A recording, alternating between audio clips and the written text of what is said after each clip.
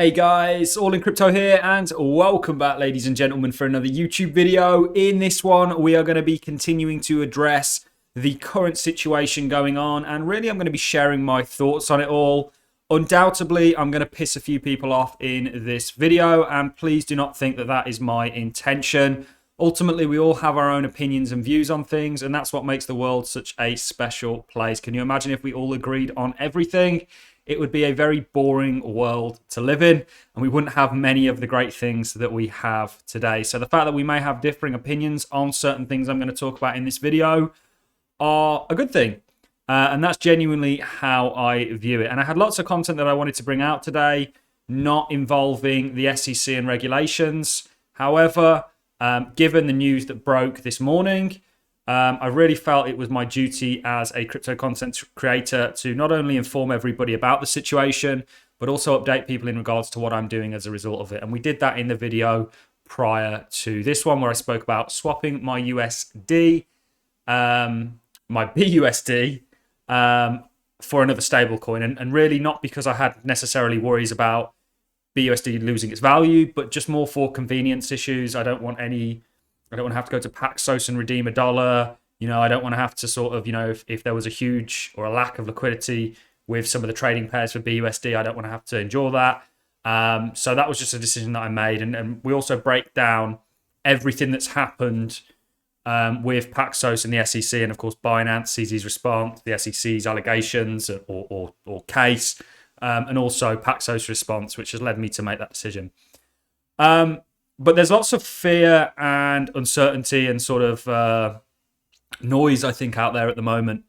And I said this when we had the news for Kraken. The SEC right now and many other jurisdictions or sort of similar bodies within other jurisdictions are on a sort of crusade of regulation. And I said this when we had the Kraken news. Actually, I think this has massively bullish undertones to it. And let me explain why that is. And we're going to bring up a number of articles that are exceptionally positive for the space, albeit skeptical, whether it be what BY and Mellon said today, whether it be what BlackRock said about blockchain, essentially facilitating the next generation of markets, whether it be London trying to be or nominated the most crypto-friendly city in the world, whether it be the Bank of International Settlements report, where they look to allow central banks to hold up to 2% of their balance sheet in crypto by 2025. A part of that is the space getting regulated. And it's my belief that the only way that crypto exists in this unregulated manner is if the governments that are currently in place around the world are overthrown and we end up in this kind of chaotic, anarchistic society, which is not very high on my sort of probability of outcomes for things. It's not totally out there, but I don't think it's very likely. I think more likely than not, the blockchain industry, crypto, and it's why I think that actually what's going on at the moment has some very bullish undertones, gets regulated and accepted by the governments around the world. And I think we're seeing the first signs of that. First of all, with Kraken, we've seen a lead up to this, but we kind of, with what's going on, have a nod from the SEC that they take this space seriously, and that they are going to regulate it and ultimately look to bring it under their jurisdiction in order to allow it to thrive as an industry. And you'll be saying to yourself, well, who are they to allow anything? It's decentralized technology. But what we have seen, and I think we're going to continue to see, is there's always centralized points. So actually regulations really make or make more of a case for Bitcoin, which is not, I'm not a Bitcoin maxi by any stretch of the imagination, but there are some inherent values to Bitcoin that other blockchains don't have. Some of them do.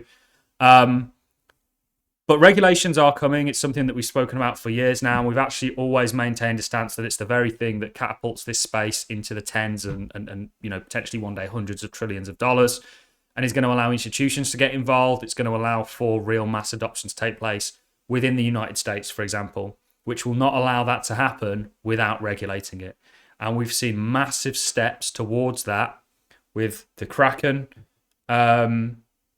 case, and now actually Binance and Paxo and BUSD. This is bullish, guys. Might not be bullish for freedom. At the end of the day, you know, I personally did get into crypto initially from a sort of money point of view, and then sort of through, you know, I was about when Russell Ulbricht was about, sorry. And, you know, he was a very staunch libertarian. A lot of the people that he followed, like Ludwig von Mises, you know, I'm a big fan of Austrian economics, which many people are, Vitalik Buterin. You know, there is an underlying, there's far more than money at stake here with crypto. But if you look at how the world works, certainly the United States, they were never going to allow an industry like this one to succeed and thrive without regulating it. And it's here, ladies and gentlemen. And I think this is massively bullish for crypto. And we talk about a decoupling from the stock market. We talk about a decoupling from the dollar and all these other things. Well, if you got regulatory clarity for the crypto space, it would propel it to that next level. And you'd see trillions flow in over weeks, months, and you know, days. And we know that everything, all big institutions within the US, and I'm just using the US as an example, it's mirrored pretty much around the entire world, are looking to facilitate crypto and make it a thing. And I'm going to show you some things that make me very bullish on crypto that people often forget about, because that negative news sells a lot more than positive. But we're very positive on blockchain as a whole. And actually, I think that, yes, there are going to be casualties of regulations. It's what's going to propel the crypto industry towards mass adoption in the US, for example, you know, in emerging nations and poorer areas, potentially not, that don't have the sort of framework and governing bodies that, you know, some of the Western world do. But I think this is part and parcel of us gaining mass adoption, and I think actually what we've seen is largely bullish for crypto as an industry. And I'm going to bring up a few sort of examples of what's going on right now, and then we can sort of discuss it. So this came out today. This was actually out 40 minutes ago. Proposed EU Parliament rule could have banks apply 1,250% risk weight to crypto exposure. The proposed rule change, putting crypto on one of the highest risk ratings at financial institutions, could go into effect on December the 24th. This is also around about the time when the Bank of International Settlements are talking about allowing central banks to hold crypto based on their categories. So EU lawmakers said any framework applied to crypto assets should adequately mitigate the risk of these instruments for the institutional financial stability. Proposing banks apply 1,255 risk weight on their exposure to digital assets, one of the highest risks for investments. The proposal law suggests such requirements go into effect by the end of next year. This is from the EU Parliament. This is the report. This is huge, guys. Absolutely huge. The fact that the EU Parliament isn't even talking about crypto was alien 3 or 4 years ago. And the fact that they're now saying, actually, you can hold it, but you've got to manage your risk appropriately. You know, why would they be doing that if regulation was going to kill the industry? BY and Mellon. BY and Mellon says investors absolutely interested in digital assets. This is from London. Bank of New York. Mellon's head of advanced solutions, Michael Demisey, said on Wednesday that digital assets were here to stay, citing a 2022 study of the custodial bank's clients. What we see is clients are absolutely interested in digital assets broadly. BY Mellon speaking on a panel of cryptocurrencies at A4 Consulting, 7th Avenue FinTech on Regulatory Conference. He goes on to cite a number of things. It's important that we navigate this space in a responsible way. Talking about regulations, we absolutely need clear regulations and rules for the road. We need responsible actors who can offer reliable services that live up to investors' trusts. What did Gensler go after Kraken for? Not being trustworthy and upfront in regards to the services that we're offering and you know, head on with investors. And you've got to remember the SEC and these kind of bodies are almost a pit bull for the sort of big institutions out there. You know, they often do a lot of their dirty work and sort of allow it for them to come in and monopolize it, just like they have the financial system. So this is a part of it, guys.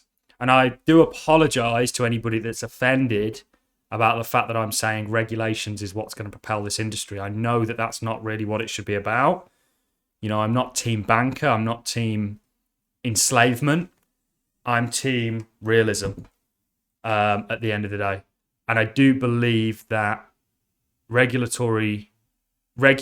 are needed with the current state of the world as it is, because they won't allow it to not be regulated and strive for mass adoption within these certain jurisdictions that are coming under fire. The next generation BlackRock CEO reveals $8 trillion funds, huge crypto prediction after Bitcoin and Ethereum's price crash. So this is after the FTX crash. We actually covered this. Now the CEO of BlackRock, the world's largest asset manager with around $8 trillion in assets under management that signed a major deal with Coinbase earlier this year, has predicted that blockchain technology will usher in the next generation for markets. This idea of tokenizing everything. We covered this. Watch the clip that I go back to the 1st of January on my channel. We cover a number of comments all saying a similar thing from you know, the ECB, from across the board, guys. And of course, BlackRock and Larry Fink's comments were one of them. We played a clip of him actually saying this. So it's very interesting why they're all moving to do this in a space that they don't think is going to exist because of regulatory clarity, because of regulatory destruction. Well, there is going to be destruction, and for certain projects, they're going to become big casualties of this. But actually, in other cases, there's going to be massive winners. And really what I'm focused on is picking the winners, not the losers, focusing on the positives and things that, you know, I can find that are positive in something that I can't change, and, you know, looking to work with them. So London emerges as the world's most crypto-ready city for business. Research examines. Talks about another, we covered this as well. Spoke about another things. Central banks to set standards on bank crypto exposure. The new standards limits crypto reserves among banks to 2% by 2025 and goes into effect on the 1st of January. So round about, funnily enough, the same time the European Parliament are talking about allowing this to take place. Isn't that funny? So there's many, many bullish things out there. This, of course, is the paper from the Bank of International Settlements. We looked at it. They break crypto into two different categories, stable coins and, of course, sort of more liquid assets, I guess, or more volatile assets. So, yeah, I'll leave a link to the European report and, of course, the Bank of International Settlements for anybody that hasn't read it. Also, I can leave links to these as well. So what's going on right now, I think, is as bearish as it may seem on the surface, it's actually bullish because it gives the space a lot of validation. I'm talking about the blockchain industry as a whole. And it's being taken very seriously, and you can see this is the case. The SEC are going to do what they do. You know, with every technological revolution that has came before us, there has been interventions with regulators. And whilst we live in the current world that we live in, regulation is needed for mass adoption. Not all around the world, but in your sort of more developed nations where you have these governing bodies already in place, then that is the case. In certain other nations, potentially not. It is certainly a very interesting time to be alive, and I think people need to focus on the positives rather than the negatives. At the end of the day, guys, you cannot control the SEC. You cannot really control the outcomes of these things that are going on right now. All you can do is look for that silver lining, and that's something you should always be doing, not just in crypto, in life in general. Bit of philosophy for you there. All I've got for you in this video, guys. Hopefully you've enjoyed this content. You've appreciated my view. I'd love to know yours, so let me know in the comment section what you guys think. Do you agree with me? Do you disagree with me? It's well appreciated, and actually I think it's a very interesting thing to talk about. I do have occasionally debates that are on this sort of path with my Patreons, and for anybody that's interested in joining that community, it does help to be in a community when things like this take place. There's a link in the description. That's all I've got for you in this video, guys. If you have enjoyed this content, a like is always greatly appreciated. So is a comment, and I'll catch you all in the next YouTube video.